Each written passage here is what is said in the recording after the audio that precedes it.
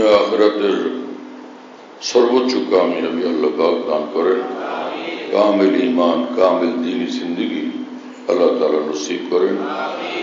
সুখময়, শান্তিময়, নিরাপদ জিন্দেগি দুজাহানে আল্লাহ তাআলা আমাদেরকে দান করেন।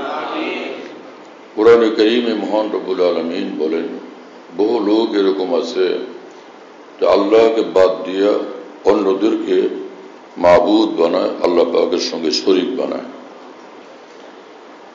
আর যারা ঈমান ওয়ালা ওয়াল্লাযীনা আমানু, আর যারা ঈমান ওয়ালা আশাদ্দু হুব্বান লিল্লাহ, তারা আল্লাহর জন্য ভীষণ মহব্বত ওয়ালা, সর্বোচ্চ মহব্বত ওয়ালা। পবিত্র কোরআনে রব্বুল আলামিনের কথাই এরকম যে ঈমান ওয়ালাদের দিলকে টেনে নিয়ে যায়।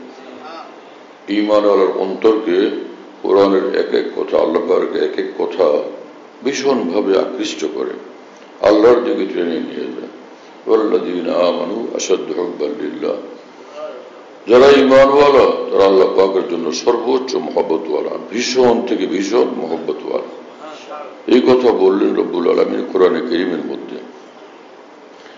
তো ঈমানওয়ালার পরিচয় হলো সে ভীষণ মহব্বতওয়ালা। আল্লাহ পাকের এই আয়াতে সেটা আমরা জানতে পারলাম। ঈমানওয়ালা মানে আল্লাহ পাকের জন্য ভীষণ মহব্বতওয়ালা। আর মহব্বতের চরিত্রই যে যার প্রেমে পড়ে মানুষ, তাকে খুশি করার জন্য বেচাইন থাকে, তার অসন্তুষ্টির সব কাজ কাম থেকে সে বিরত থাকে। আমার প্রিয়জন খুশি থাকেন, আমার প্রিয়জন কষ্ট না পান, এইটা মহব্বতের বৈশিষ্ট্য।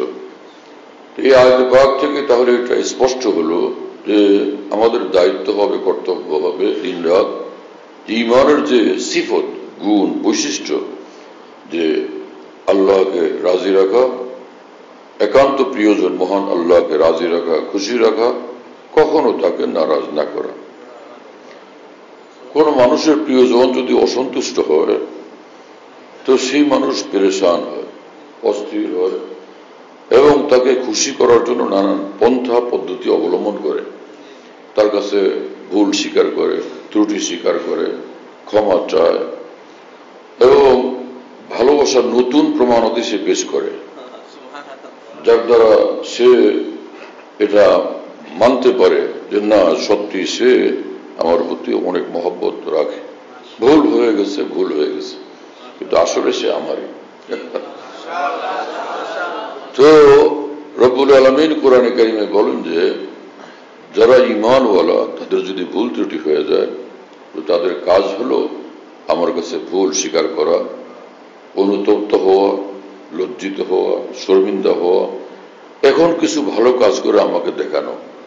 ওয়ামিলুস সালিহাত, ওয়ামিলুস সালিহাত, এখন সে ভালো কাজ করে, আমাকে খুশি করার মতো কাজ করে। তো এটা যখন সে করে তখন এটা প্রমাণিত হয় যে সে আল্লাহকে মহব্বত করে, ভালোবাসে। যেটা ঘটে গেছিল সেটা একান্তই তার অ্যাক্সিডেন্ট ছিল, ভুল ভ্রান্তি ছিল। তো আল্লাহ তাআলা এই আয়াতে পাকের উপরে পূর্ণাঙ্গ আমল করার তৌফিক আমাদেরকে দান করে।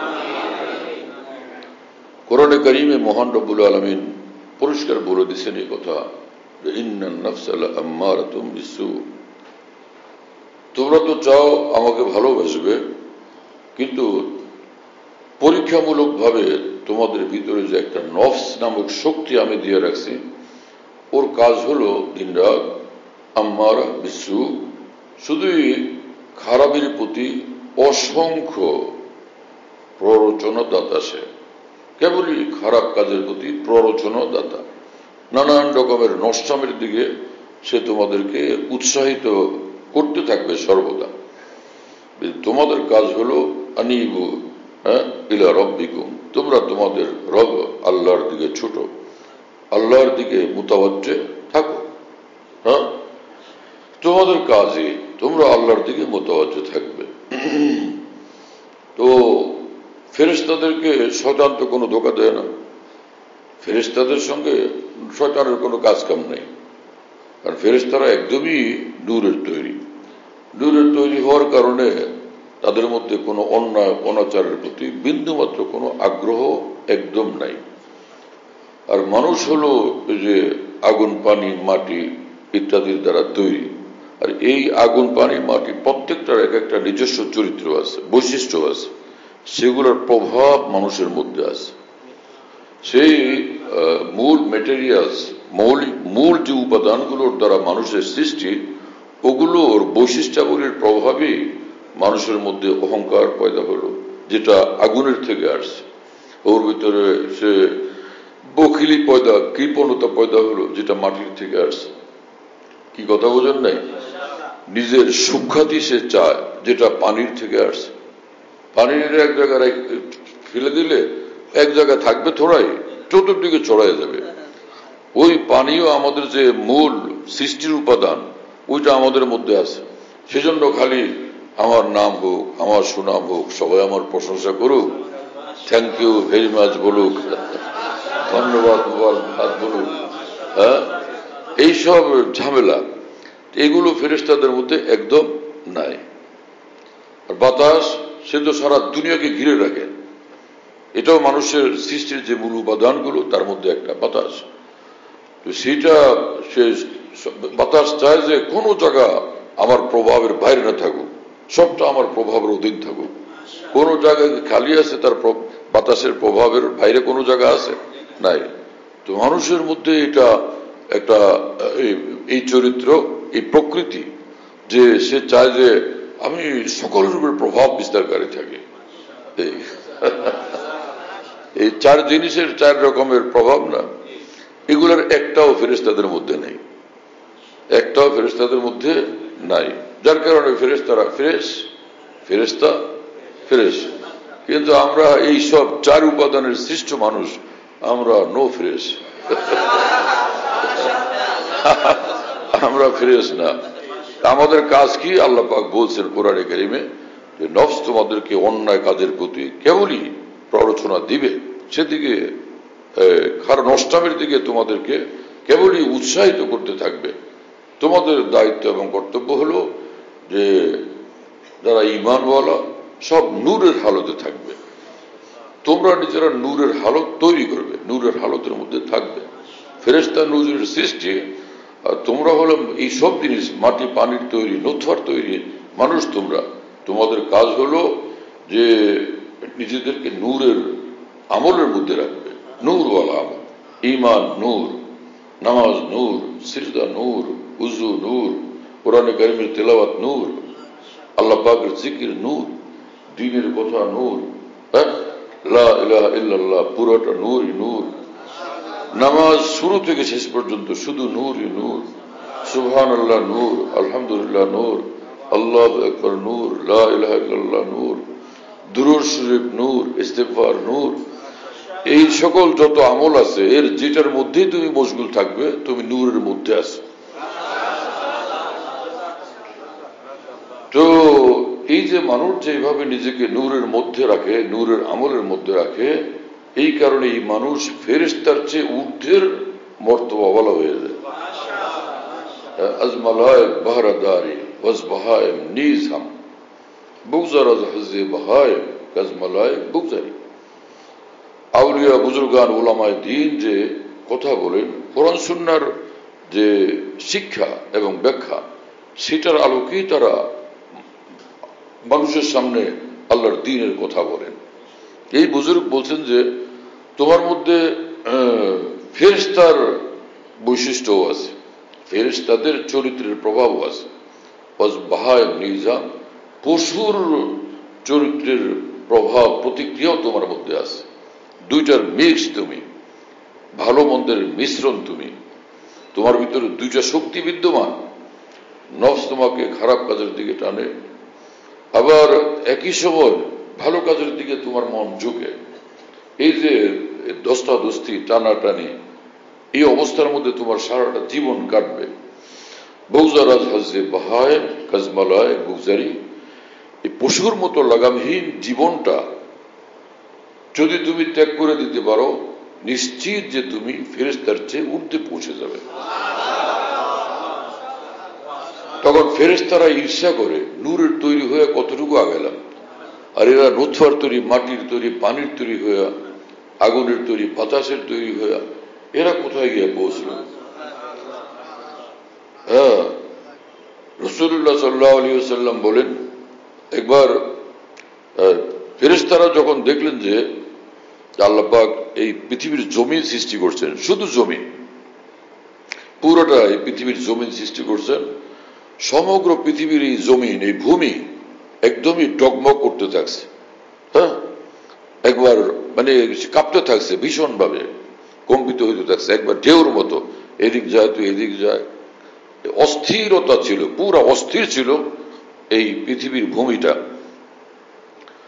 তো আল্লাহ পাক খালাকা আলাইহাল জিবাল, আল্লাহ পাক সমগ্র পৃথিবীর জমিনের উপরে জায়গায় জায়গায় পাহাড় আর পাহাড় সৃষ্টি করে দিয়েছেন।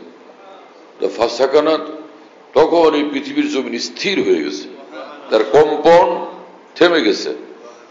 ফেরেশতারা এই দৃশ্য দেখলে অবাক হলেন এবং বললেন যে ইয়া রব, কি দেখলাম?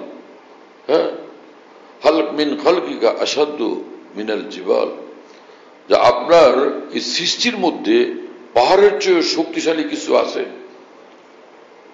কি কথা বুঝেন নাই? আল্লাহ পাক বললেন যে হ্যাঁ আছে তো। সেটা কি জিনিস? যে পাহাড়ের শক্তিশালী হলো, পাহাড়ের চেয়ে শক্তিশালী লোহা, আল হাদিদ। লোহা দিয়ে যদি পাহাড়ের উপর আঘাত করা হয়, পাহাড় চুরমার শেষ হয়ে যাবে। ফেরেশতারা ভীষণ অবাক হলেন যে আল্লাহু আকবার, এই পাহাড় একটু শক্তিশালী, বিশাল পৃথিবীর ভূমির কম্পন মুহূর্তে খতম করে দিল, তার চেয়ে শক্তিশালী লোহা। ফেরেশতারা বলেন হাল মিন খালকিকা শাইউন আসাদ্দু মিনাল হাদিদ, যে আপনার সৃষ্টির মধ্যে লোহার চেয়েও শক্তিশালী কিছু আছে? তো আল্লাহ পাক বললেন যে হ্যাঁ আছে। সেটা কি? বলে সেটা আন্নার, আগুন। লোহাতে আগুন লাগাই দিলে লোহা গলে যায়, লোহা শেষ। ফেরেশতারা তো এইসব কথা নতুন শুনতেছেন, আগে কিছু জানা ছিল না।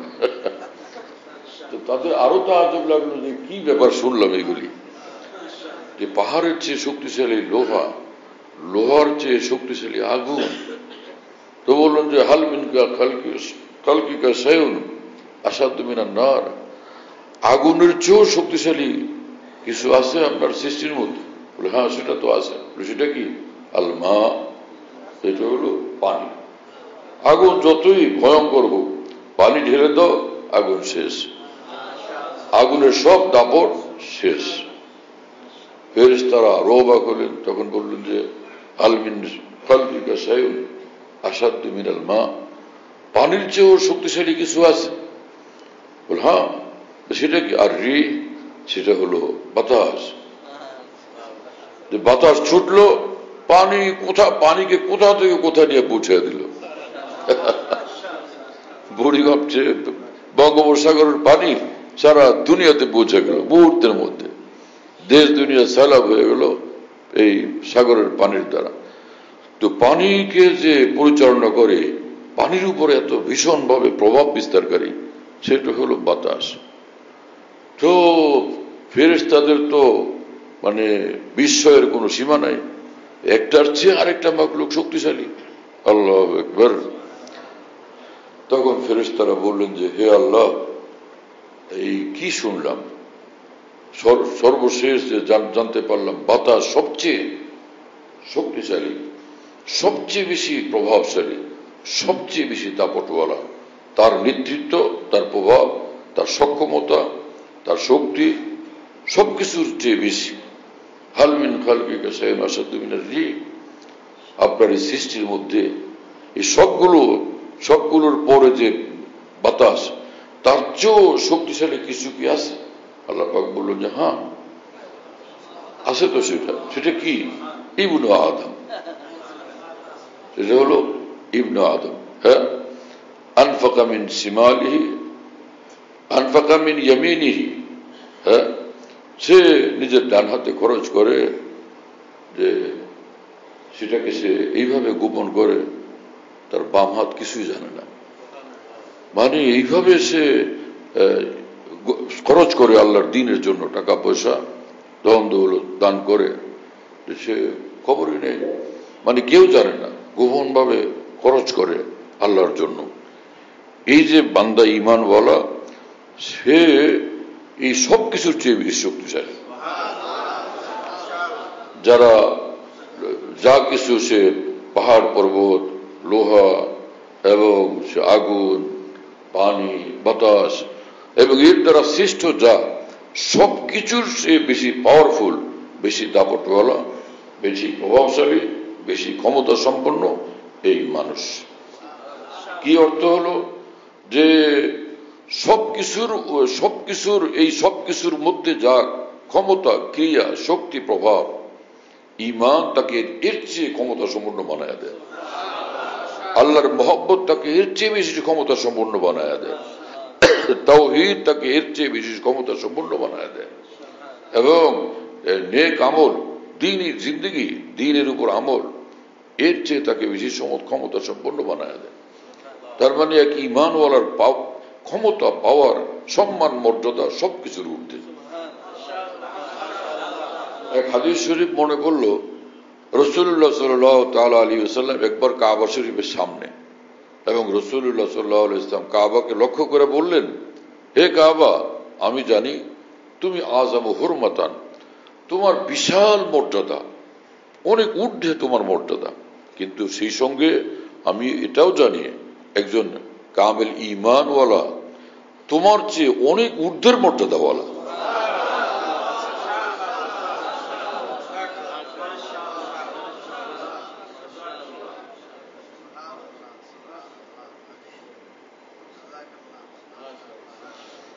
এজন্য কিছু মানুষ যেরকম নিজেদের আউলিয়া বুজুর্গানকে সম্বোধন করে বলে আমার কাবা, আমার কিবলা, সেটা তো তারা ভুল বলেন না। কারণ রাসূলুল্লাহ সাল্লাল্লাহু আলাইহি ওয়াসাল্লাম বলছেন, হে কাবা, আমি জানি এক কামেল ঈমানওয়ালা মানে যারা আউলিয়া, তারা তোমার চেয়ে অনেক ঊর্ধ্বের মর্যাদাওয়ালা। সুবহানাল্লাহ তাআলা ওয়া বিহামদিহি, সুবহানাল্লাহ তাআলা ওয়া বিহামদিহি। হ্যাঁ, আল্লাহ তাআলা আমাদেরকে কামেল ঈমানওয়ালা বানায়া দেন, সব গুনাহ থেকে আমাদেরকে মুক্ত হওয়ার তৌফিক আল্লাহ পাক দান করেন। ঈমানওয়ালার পরিচয় এত বড়, ঈমানওয়ালার কোন ঈমানওয়ালা ধন সম্পদের মুহতাজ না, মুখাপেক্ষী না বড় মর্তবা, বড় কুরসি পাওয়ার জন্য। ঈমানওয়ালা কোন এমপি এবং মন্ত্রীর আসনের মুহতাজ না। এমপি মন্ত্রীর আসনে তো কাফের মুশরিকরাও বসতে পারে, অমুসলিমরাও বসতে পারে, কিন্তু সেজদার যে মাটি লক্ষ কোটি বাদশাহের চেয়ে বেশি দামি, সেজদার যে জমিন সেটা লাখো কোটি সিংহাসন থেকে বেশি মর্যাদাওয়ালা। হ্যাঁ, আল্লাহ তাআলা আমাদেরকে তৌফিক দেন এবং কবুল করেন। তাহলে আমাদের কি কাজ হলো, যে মানুষের ভিতরে যে নফস নামক একটা শক্তি আছে, যেটা এই যে চার উপাদানের প্রভাব প্রতিক্রিয়া যার মধ্যে বিদ্যমান, সেগুলোকে ঈমান এবং নেক আমল এবং তাকওয়ার দ্বারা দমন করে দিতে পারলে এই মানুষ সবচেয়ে পাওয়ারফুল, সবচেয়ে মর্যাদাওয়ালা, এতটা যোগ্যতা সম্পন্ন যে সে একদম জান্নাতের মধ্যে না, বরং আল্লাহ পাকের নিকটে থাকবে, আল্লাহ পাকের কাছে থাকবে। মহান আল্লাহর কাছে থাকার যোগ্যতা অর্জন হয় ঈমানের দ্বারা, নেক আমলের দ্বারা, তাকওয়ার দ্বারা। সুবহানাল্লাহ। এজন্য এক বুজুর্গ বলছেন, নফস কা আজদহা দিলা দেখ আবি মারা नहीं, গাফিল ইধর হুয়া नहीं, उसने उधर डसा नहीं। যে নফস এক বিষধর সাপ, এটা তুমি দীর্ঘদিন নেক আমল আর তাকওয়ার মুজাহাদার উপরে চলার কারণে ও দুর্বল, কমজোর, নিস্তেজ হয়ে পড়ে আছে, যে তুমি ভাইবো না যে ও মারাই গেছে, ওর মৃত্যু হয়ে গেছে। তুমি সচেতন, সতর্ক, সাবধান সর্বদা এবং তৎপর ঈমানের পথে, দ্বীনের পথে, তাকওয়ার পথে, সেজন্য ও নিস্তেজ হয়ে পড়ে আছে। তুমি ভাবছো ওটা মারা গেছে, নফস শেষ, নফস শেষ হয় নাই, ওটা এখনো জেতা আছে। গাফিল ইদার হুয়ানি, উসনে উদার ডাসানি। তুমি একটু অসাবধান, অসতর্ক, অসচেতন, একটু দায়িত্বহীন হইলেই ও কিন্তু সে বিষধর সে সাপ থাবা মারবে, দংশন করে বসবে, তোমার দিন ইমানকে ক্ষতিগ্রস্ত করবে। এজন্য অসাবধান হওয়া যাবে না। এবং সে একই বুজুর্গ বলছেন, ভরসা কুছ নেই ইস নফসে আম্মারা কা है जाहिद फरिश्ता लिए हो जाए तो उससे बदगुमार रहना। এই নানান রকমের কুমন্ত্রণা দানকারী এই নফসের উপর কোনো ভরসা নাই। এই নফস যদি ফেরেশতাও হয়ে যায়, ওরা তুমি বিশ্বাস করো না, ওর পরে সুধারণা কখনো পোষণ করবে না, যা আমার আর কোনো সমস্যা নাই, না, যে কোনো সময় অ্যাক্সিডেন্ট ঘটতে পারে। আল্লাহ তাআলা আমাদেরকে মাফ করেন এবং হেফাজত করেন। আরেকটা বিষয় হলো যে নেক লোকদের মধ্যে, আউলিয়া বুজুর্গান সালেহীনদের মধ্যে মানুষ যতক্ষণ থাকে, এই তাদের সোহবতের নূরের বরকতে নেক আমলের প্রতি ভীষণ মনোযোগ এবং টান থাকে। যখনই মানুষ এদের থেকে দূরে সরে, মুত্তাকিন সালেহীন আউলিয়া বুজুর্গানের পরিবেশ থেকে, সোহবত থেকে দূরে সরে, তখনই সেখানে নিজের মধ্যে কমজোরি আসে, দুর্বলতা আসে।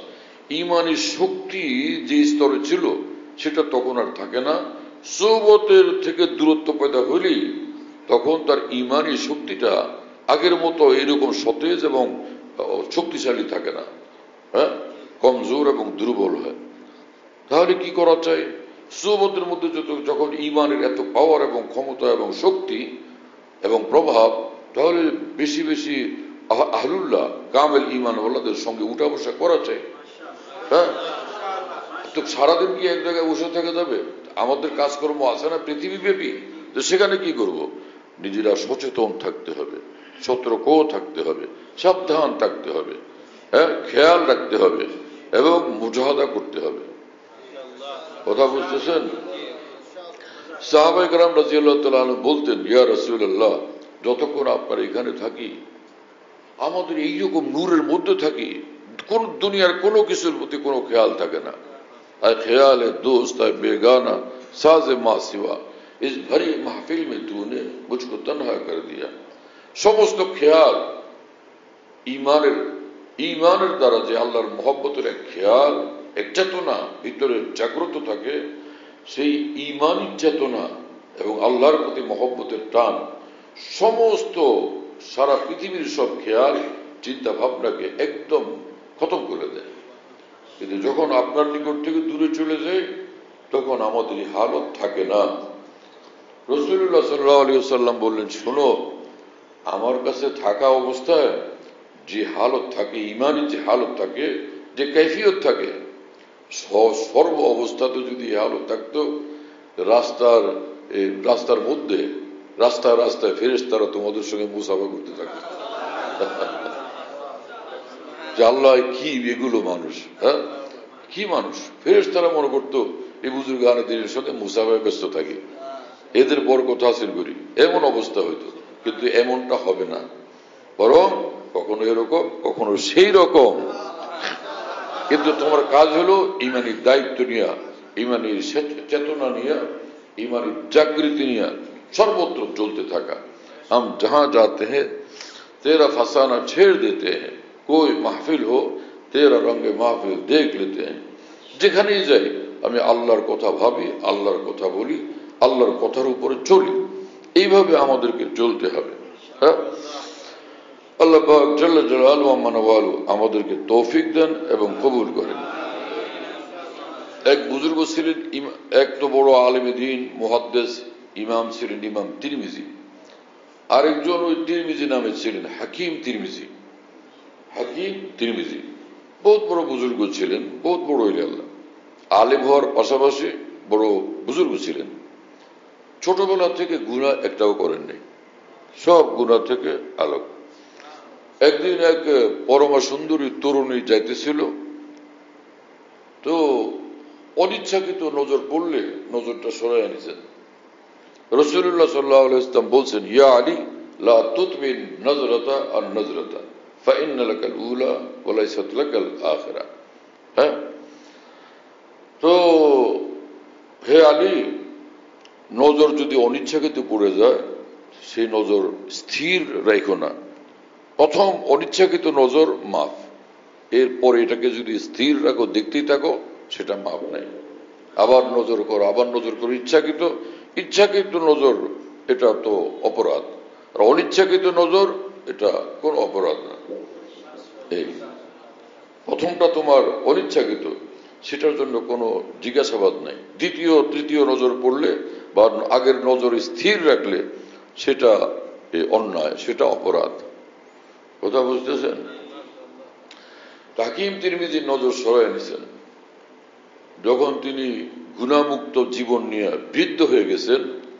হঠাৎ ইদানিং এরকম হইতেছে যে ওই যে যৌবনকালের দেখা তরুণীর চেয়ে ভীষণ আকর্ষণীয় চেহারা, সেটা কেবলই মনে পড়ে। ওই দৃশ্যটা, আকর্ষণীয় দৃশ্যটা মনের মধ্যে কেবল ভাসে, আর ওইদিকে টান অনুভব অনিচ্ছাকৃত ভাবে, এবং এটা বারবার হচ্ছে, বারবার হচ্ছে। ইনি কান্নাকাটি শুরু করলেন, হে আল্লাহ, আমার কি হলো? আমি সেই তরুণ বয়সে, যৌবন বয়সে কষ্ট করে আমি নিজের নজর হেফাজত করলাম, গুনাহ থেকে বাঁচলাম, আর এই বৃদ্ধ বয়সে এখন সেই জিনিসের প্রতি এরকম এতটা টান, এটা কেন হচ্ছে? আমি কি তাহলে পথ হারাইলাম? হ্যাঁ, আমি কি বিচ্যুত হইলাম? আপনার থেকে দূরে সরে গেলাম? আমার কি উপায় হচ্ছে? যে আল্লাহ ওয়ালা থাকতে চায়, ঈমান নিয়ে বাঁচতে চায়, মরতে চায়, তো ঈমানের বিপরীত কোনো কিছু তাকে বিরক্ত করলে, পেরেশান করলে, সে তো ভীষণ পেরেশান হয়ে যায়। হ্যাঁ, সে তো ভয় পায়, হ্যাঁ কি হলো আমার, সব গেল, সব খুয়ালাম, এমনটা কি? তো রাত্রিবেলায় স্বপ্নে দেখেন রাসূলুল্লাহ সাল্লাল্লাহু আলাইহি সাল্লাম। তো রাসূলুল্লাহ সাল্লাল্লাহু আলাইহি সাল্লামকে তিনি জিজ্ঞেস করলেন, ইয়া রাসূলুল্লাহ, আমার কি অবস্থা? যৌবনকালে আমি বিরত থাকলাম, গুনাহমুক্ত থাকার তৌফিক হলো, আর আজকে জীবনের শেষ মুহূর্তে হ্যাঁ আমার এই দুরবস্থা কেন হচ্ছে? রাসূলুল্লাহ সাল্লাল্লাহু আলাইহি সাল্লাম বললেন, দেখো, তোমার সে যৌবন কালটা ছিল আমার জমানার নিকটবর্তী। আমার জমানার নিকটবর্তী যতটা থাকে মানুষ, ততই তার মধ্যে ঈমানের প্রতি আকর্ষণ, দ্বীনের প্রতি আকর্ষণ, হকের প্রতি আকর্ষণ এটা বেশি থাকে। আমার জমানা থেকে যতই জমানা দূরে সরে, ততই এই জিনিসটার মধ্যে ঘাটতি আসে, কমতি আসে। যৌবনকালে আমার সেই যৌবনকালের জমানাটা ছিল তোমার আমার জমানার নিকটবর্তী, সেজন্য সেটার মধ্যে তোমার ঈমানি খায়ের বরকত বেশি ছিল। তুমি বুড়া হইতে হইতে আমার জমানা থেকে অনেক দূরে সরে গেছে জমানা, সেজন্য এমনটা সমস্যা হচ্ছে। কোনো টেনশন করো না, তুমি অনিচ্ছাকৃত ভাবে তোমার মধ্যে এটা হচ্ছে, ইচ্ছাকৃত তো না। তুমি নিজের যেটা দায়িত্ব, ক্ষমতা, সে ক্ষমতাভুক্ত ভাবে তুমি ক্ষমতাকে ব্যবহার করে গুনাহ থেকে বাঁচো, এতটুকু যথেষ্ট নাজাত পাওয়ার জন্য। হাজার এরকম অনিচ্ছাকৃত খেয়াল, হাজার এরকম ভীষণ খারাপ খারাপ অনিচ্ছাকৃত জল্পনা কল্পনা যদি ভিতরে আসে, এই সকল ওয়াসওয়াসার কারণে কোনো ক্ষতি নেই, কোনো পেরেশানি নেই। হ্যাঁ,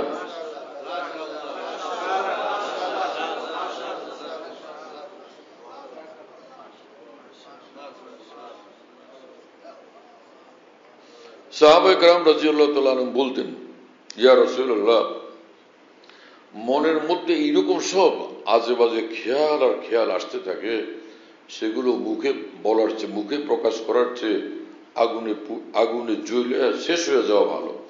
তাহলে সেগুলো কি জিনিস? কতটা খারাপ খারাপ খেয়াল আসতো। রাসূলুল্লাহ সাল্লাল্লাহু আলাইহি ওয়াসাল্লাম বললেন, আওকাদ ওয়াজাদতুমুহা, এইরকম খেয়াল আসে তোমাদের? হ্যাঁ, যাকা সারিহুল ঈমান, যে তোমাদের মধ্যে এরকম ঈমান বিরোধী, আল্লাহর সন্তুষ্টির বিরোধী, আজে বাজে অনিচ্ছাকৃত, শব্দটা মনে রাখবেন, অনিচ্ছাকৃত এইরকম খেয়াল আসতে থাকা, এটা তোমাদের ভিতরে শক্তিশালী ঈমানের ডকুমেন্ট,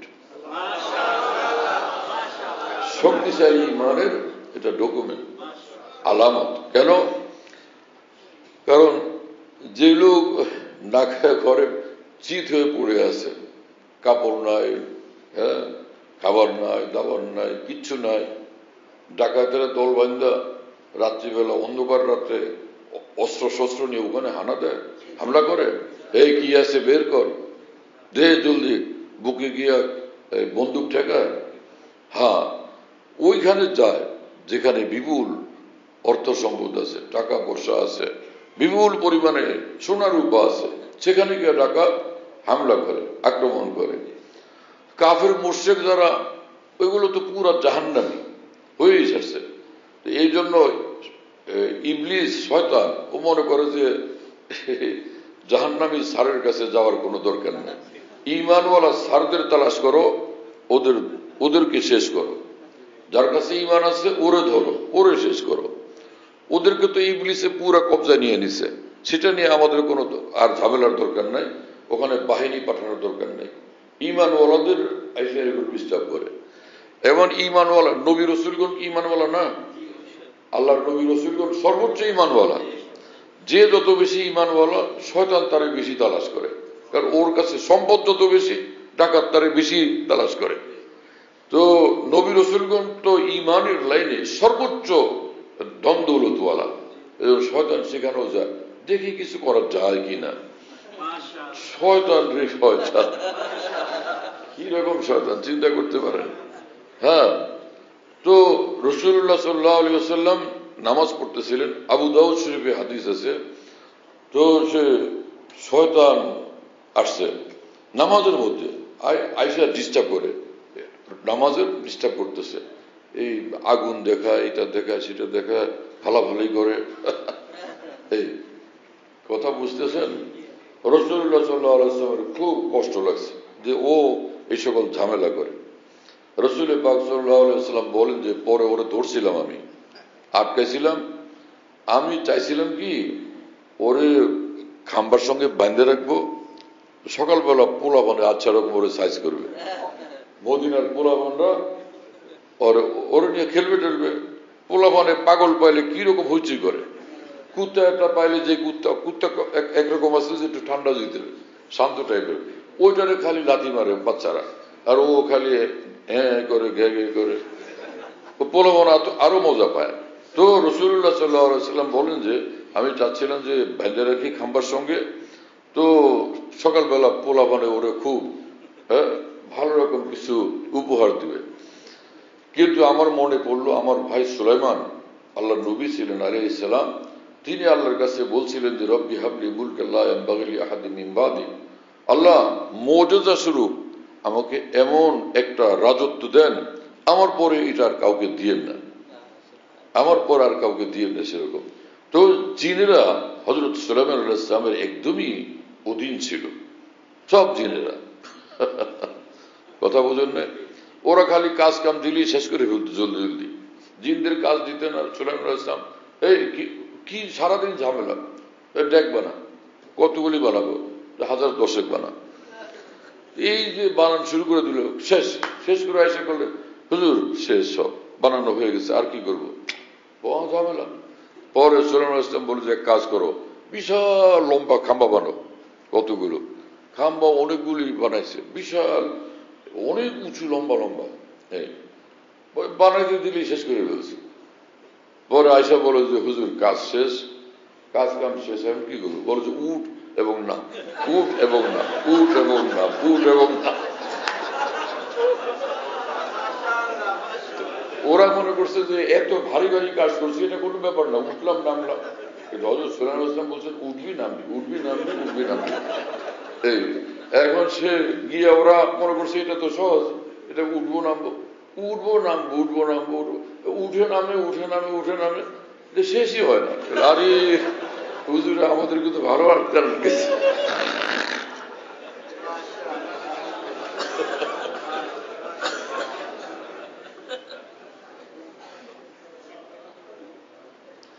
রাসূলুল্লাহ সাল্লাল্লাহু আলাইহি ওয়াসাল্লাম বলেন আমার ভাই সুলাইমানের কথা আমার মনে পড়ল যে জিনদের উপর আমার রাজত্ব, আমার যে রাজত্ব, এরকম রাজত্ব যেন আর কারো না হয়। তো সেই কথা মনে করে তার সম্মানার্থে পরে ওরা আমি আর বাঁধলাম না। তো রাসূলুল্লাহ সাল্লাল্লাহু আলাইহি ওয়াসাল্লামকে পর্যন্ত নামাজের মধ্যে ডিস্টার্ব করছিল কে? শয়তান। আর আমাদের অবস্থা কি তাহলে? এজন্য অনিচ্ছাকৃতভাবে ঝই ঝামেলা যত হয় এটার জন্য কোনো শাস্তি নেই, কোনো গুনাহ নেই। ইচ্ছাকৃতভাবে যদি মানুষ দ্বীনের খেলাফ করে, গুনার কাজ করে, সেটা অপরাধ, এবং তাও সে তওবা করলে আল্লাহ পাক মাফ করে দিবেন। ঈমানওয়ালার পরিচয় হলো সে আল্লাহর জন্য ভীষণ মহব্বতওয়ালা, এবং রাসূলুল্লাহ সাল্লাল্লাহু আলাইহি ওয়াসাল্লাম বলছেন, হে আল্লাহ, আমাকে আপনার মহব্বত দান করেন। যারা আপনার মহব্বতওয়ালা তাদের মহব্বত আমাকে দান করেন, আর সেই আমলের তৌফিক দেন যে আমলের বরকতে আপনার মহব্বত আমার নসিব হবে। দেখা গেল এখানে খালি মহব্বত চাইছে রাসূলুল্লাহ সাল্লাল্লাহু আলাইহি ওয়াসাল্লাম। মহব্বত থাকলে আল্লাহর দ্বীনের রাস্তা, দ্বীনের কাজ, দ্বীনের আমল সব সহজ হয়ে যায়। এজন্য দোয়া করতে থাকা চাই। যারা সত্যিকার আল্লাহর মহব্বতওয়ালা মানুষ, সে আউলিয়া বুজুর্গানের সঙ্গে কম বেশি উঠা বসাও করা চাই। এর দ্বারা ইমানি ফায়দাই ফায়দা। ওয়া আখিরু দাওয়ানা আলহামদুলিল্লাহি রাব্বিল আলামিন সাল্লাল্লাহু আলা নবিয়িল কারীম। আমাদের ঢালকানগর খানকাহে যেখানে আমি আছি, খানকা ইয়াদগারে হাকিমুল উম্মত। মনে রাখো, বলো খানকা ইয়াদগারে হাকিমুল উম্মত। হাকিমুল উম্মতের স্মৃতি এখানে স্মরণকারী খানকা। হ্যাঁ, হাকিমুল উম্মতের কথাবার্তায় আলোচনা হয়, আলহামদুলিল্লাহ। একটা নাম, কিন্তু তামাম আকাবের কথা